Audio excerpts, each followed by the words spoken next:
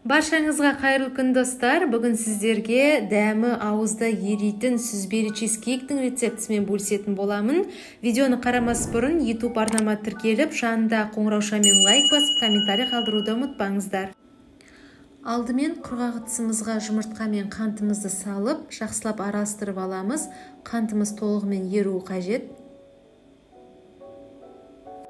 Кейін еліктен өткізілген ұнымызға бөлме температурасындағы орташа салқындықтағы сары майымызды саламыз.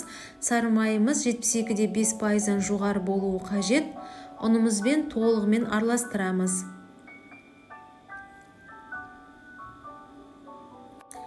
Содан соң оның үстіне қопсытқышымызды салып, тағы да бір араластырып аламыз.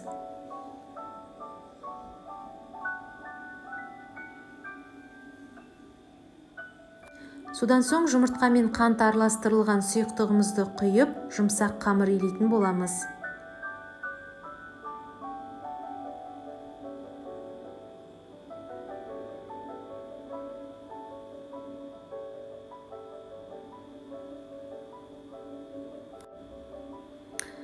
Мінекей қамырымыз дайын болып қалды. Осындай жұмсақ болып шығуы қажет. Енді осы дайын болған қамырымызды формамызға айналдыра жан-жағына толығымен жайып шығамыз.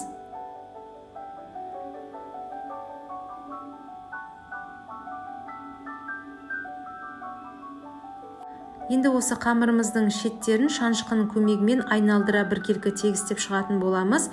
Содан соң салмасы дайын болғанша тоңазытқышқа салып қоямыз. Чизкейкіміздің салмасын дайындаймыз. Ол үшін сүзбемізге қант, жұмыртқа және қаймақ салып, барлығын блендердің көмегімен араластырамыз. Егерде сіздерде блендер болмаса, онда кәдімгі венчиктің көмегімен де араластыра беруіңізге болады.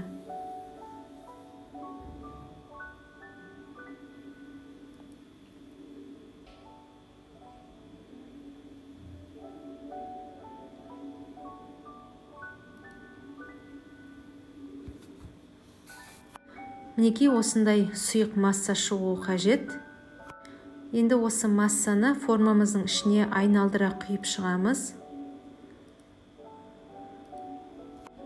Енді осы салмамыздың үстіне кез келген жидек түрін салсаңыздар болады. Мен айналдыра әдемілеп шие салып шығатын боламын. Содан соң қызып тұрған пеште 180 градуста 40-45 минут пісіретін боламыз. Міне біздің сүзбелі чизкейкіміз дайын болды. Енді 1 сағат көлемінде толықтай бөлме температурасында суытамыз.